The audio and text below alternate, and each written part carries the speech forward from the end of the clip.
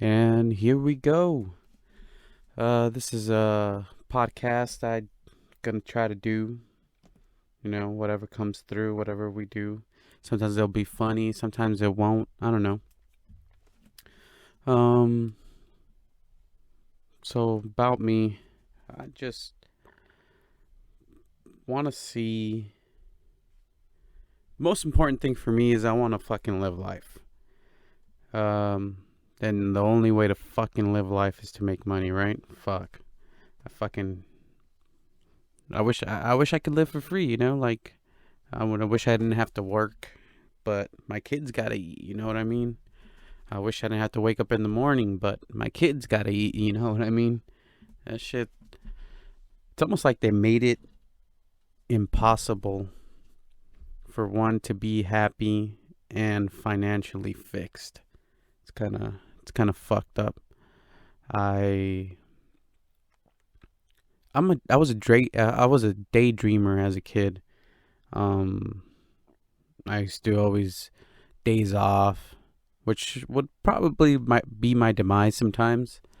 I would sing songs in my head.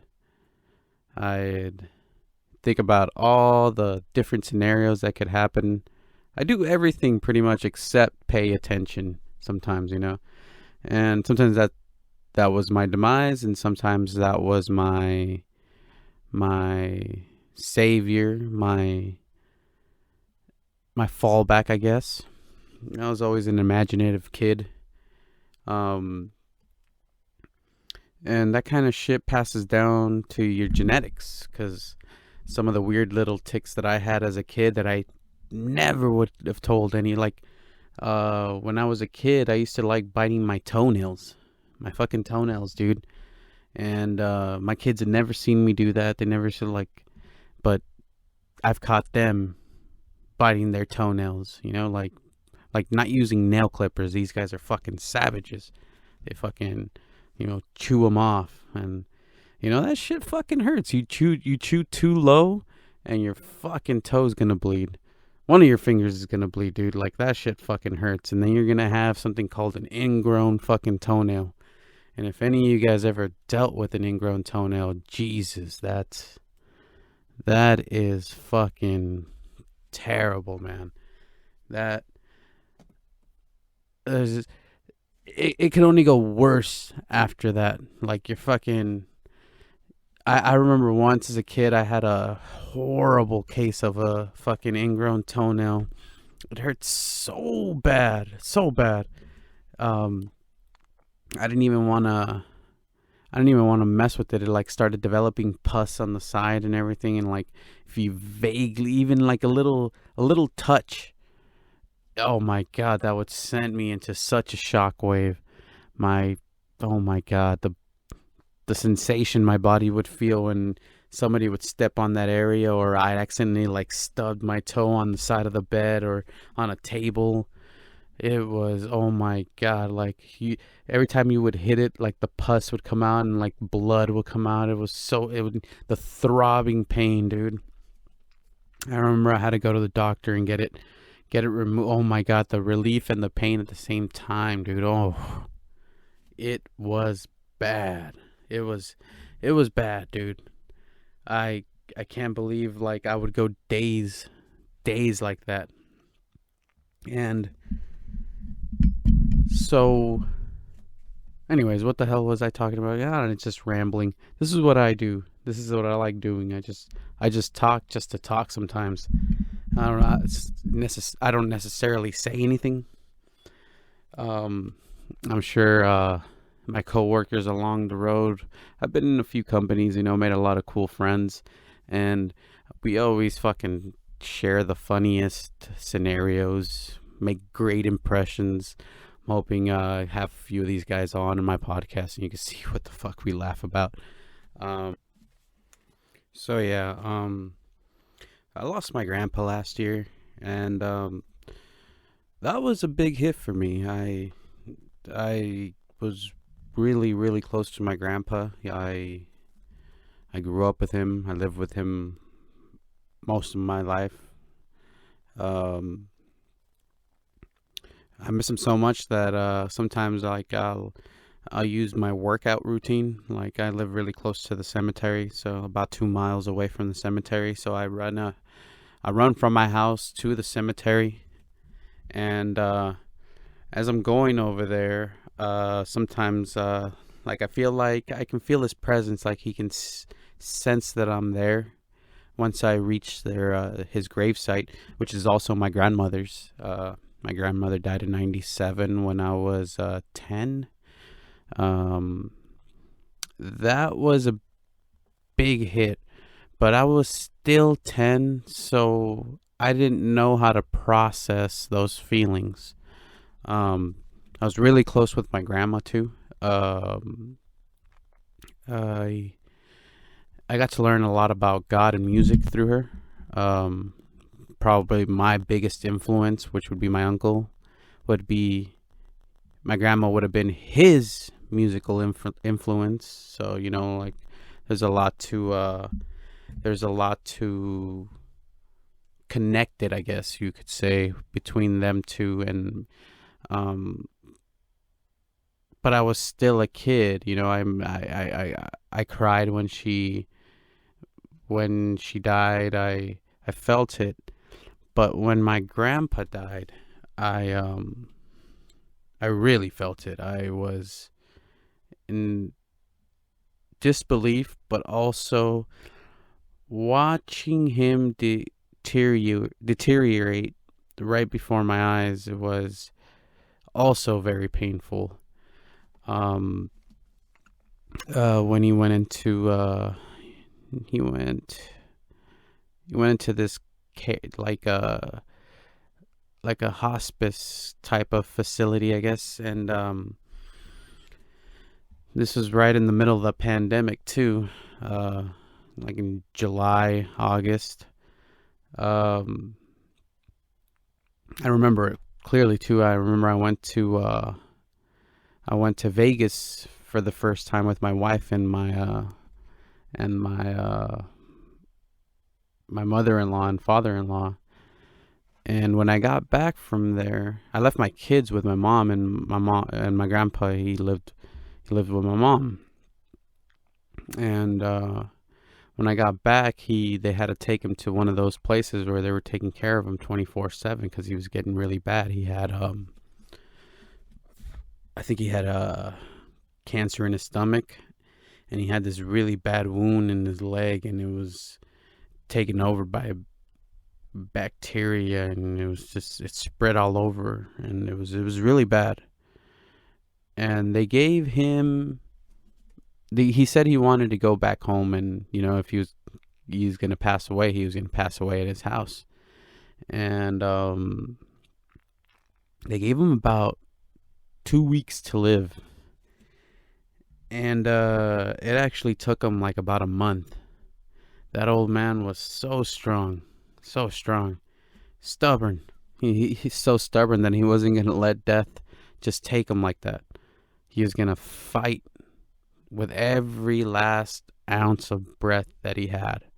He was gonna fight, and I was there. I was there with him. I wasn't there with him the whole time, but I was there with him. And let me tell you, I got a really, really, really big appreciation for what CNAs do. If you're not familiar with the CNA, those are certified nurse assistants, and those guys they're right in they're the first line of defense there when it comes in the medical field. They're the ones cleaning all the poop, all cleaning them in with their wounds or whatever it is, giving them their medicine. And my aunt, she's a CNA. She does this for a living, and I got to tell you, it's hard work. It's very respectful, very intense work. Very it's like not everybody's cut out to do this shit. And I helped on a few changes because my grandpa, he needed diapers, so that was really hard because you had to move him just right so you wouldn't hurt him. And before my grandpa got sick, I just had collected all my equipment necessary to do a podcast, because one of my one of my main goals was to sit down with him, maybe a few episodes, because he had so many stories. um Sometimes I didn't understand like what he was telling me, but with the passion that he would tell me, I can picture the words, or at least try to do what I could with every story he told me, because he would tell me about people I didn't even know, but I just assumed they were really important people in his life, you know. Um, uh, he had a lot of good stories. He would tell me growing up, his dad, his dad would they lived in a farm in Zacatecas, Mexico. You know, they pretty much just knew work, and work, family, sleep. You know, like that was, and I tell you, dude, like this Mexican genes are like something else, dude. Like I said, they gave my grandpa 2 weeks to live, and that dude fought off death for a whole month. You can see it, like you can see it. He would hold on, like he would, and it wasn't because he was afraid of dying. It was because he wanted to show, like, oh, like this is, you're not gonna take me this easily. You're gonna have to. He's gonna fight. Like I said, he's gonna fight. He's gonna fight death with every bit of ounce of strength that he had, and he did. It was very painful to watch.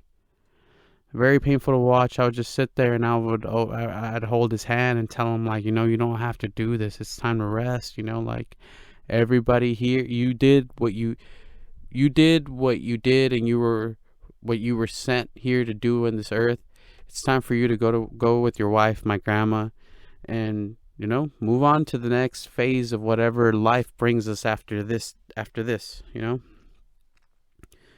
And on the night he died, I knew something was going to happen, because I was sitting in his room, and at that time he had already lost his way his he lost his voice. He couldn't speak. He'd just give you like little grunts here and there, because his body was shutting down, because the infection had spread from his leg all through his body, so his organs were just shutting down. It was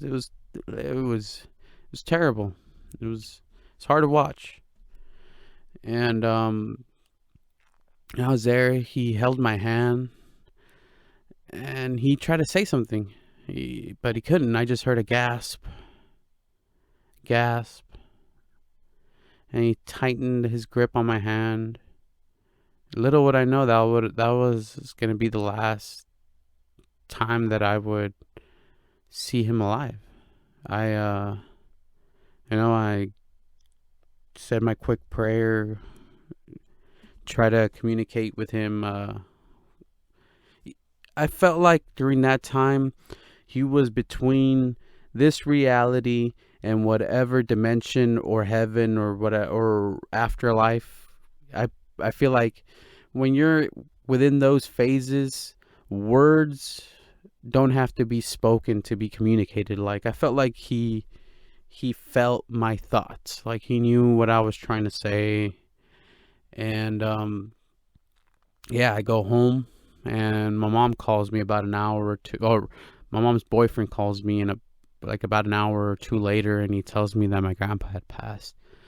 And I don't know, I just sprung up from my bed, drove as fast as I could from my house to my mom's house, and like when I saw him there, his mouth was like clenched open, like it's really weird. And throughout the night, everybody just started showing up. My uncles who lived in different cities had to travel, and throughout that night, like his mouth started closing and closing, and like if he knew we were all there, so like he looked more at peace throughout the night, little by little. And I don't know, I just like to To think that like whatever little success, because for my grandpa, success was having a home, having a roof over your family's head, having food on the table. That's a successful life for my grandpa. Not a man of like many wants. He believed you just need the basic necessities to live. Have a house, a car, your wife and kids. He's from the old school, and maybe not even like have happy kids, just as long as he did his job, and that's what he was raised with, you know. I think it must be a trip because I'm barely getting through that stage. I look at my kids; my daughter, my oldest is about to be 9. My son is 4, so they're just getting started. I can only imagine like when my grandpa was 82, 81 when he died. I can only imagine, the amount of experience that man had. I viewed him like one of my father figures. My dad wasn't around. My dad was not around to tell me things like that, and my grandpa didn't really give me advice either, because he was he was a conservative. He kept most of his thoughts to himself. He liked to he was more of action than words type guy. Like the way he showed his love, he worked hard for his kids, and that's the way he showed his love. And I mean, you can't blame. That's how he grew up. We got to understand, everybody's different. Everybody's generation is different. Everybody grew up different, and we're taught different values. Now, it's different now. It's a lot different now. Like for him, it was just work, work, work. Now it's emotions. You got to tell your kids how you feel. You got to tell them how they feel isn't weird, because it's just feeling. It's human nature. But yeah, I just wanted to get that off my chest. I love you, Grandpa. I miss you, and I'll see you once again. I'll see you when we cross paths, because we will cross paths again. I have weird dreams, like sometimes I feel like they're maybe past lives, maybe future lives. I don't know. Yeah. I feel like we're all, as far as like when it comes to your family, you're connected. Like I want to say in my dreams, I've lived as ancestors, maybe even future ancestors too. I can only, like, when I look at my kids, my daughter looks strikingly similar to my mom, and my son looks a lot like my brother, and I can only imagine what their kids are going to look like. Maybe my brother has a kid that looks like me, or my son, or my daughter. You just never know. Like, you make a DNA strand, and then they're gonna keep making another one. Your tree of life just keeps growing. I see my mom. She does her little her trees, her family trees, from her dad's side, my grandpa and my grandma's side, and it's that's cool. And it's not bad for somebody who had a 6th grade education, because when she got here, she was told that you could either go to school or you go to work. And for my mom, she thought it was easier to go work than to go to school, because you figure you just need money. And that's I mean, my mom is really smart with her money. If I would have listened to her on several occasions when she tried giving me financial advice, I'd be in a lot better position. I'd have had what I wanted earlier. But I'm the kind of idiot that I need to experience it for myself, or else I don't learn.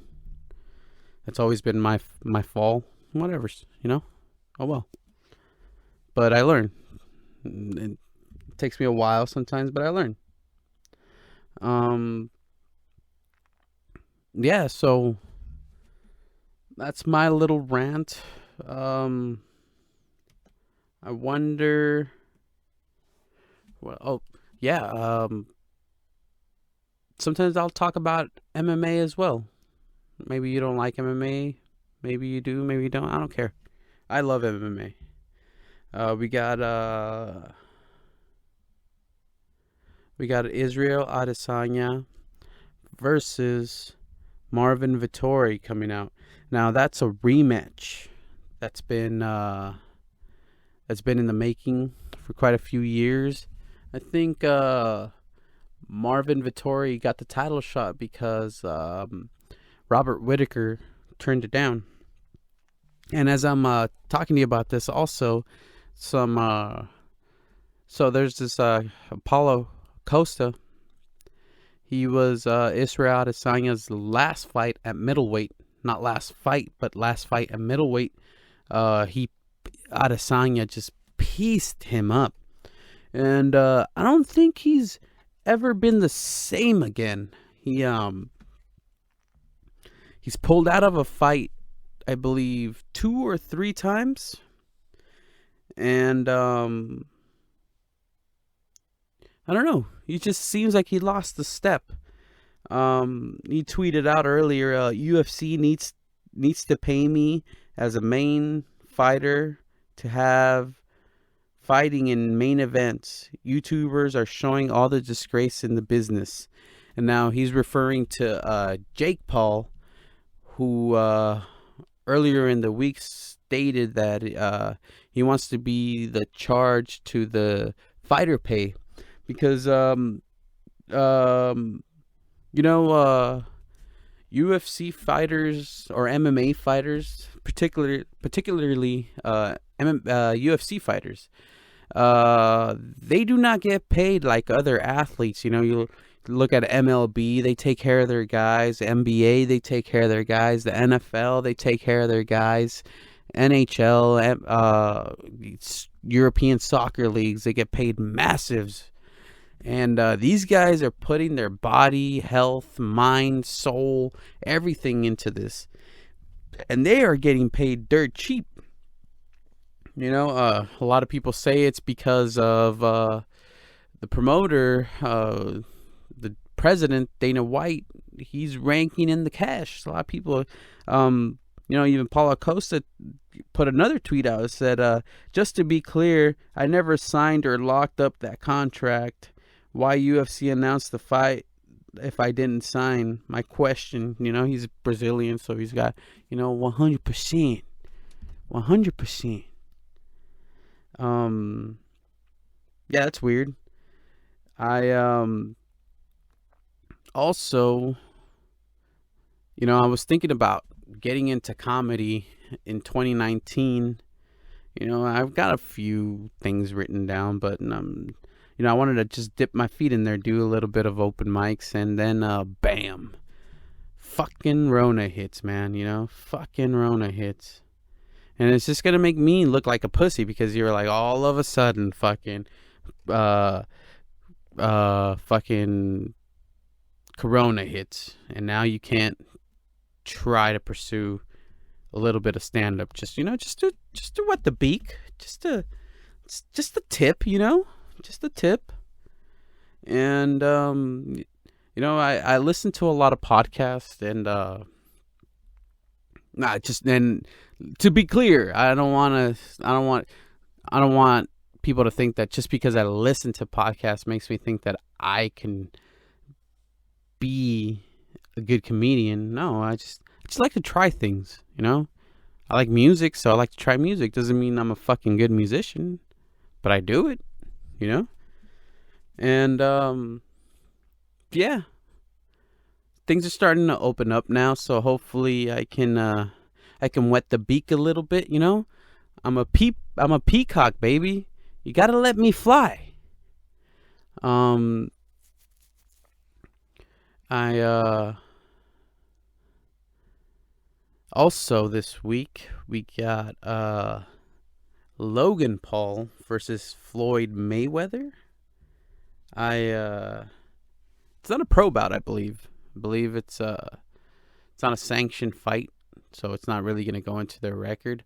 But they caused a lot of commotion in the events leading to the fight. So a lot of people suspect that Floyd Mayweather is actually going to go in there and beat the shit out of Logan Paul. I'm gonna try to tune in. Maybe we'll see. Fun fight. If it's even a fight, you got to remember Floyd took a fight in Japan and fought just Japanese fighter and dropped them with a few body shots. But yeah, I guess thanks for tuning in. I'll the only way to get better is to consistently do things.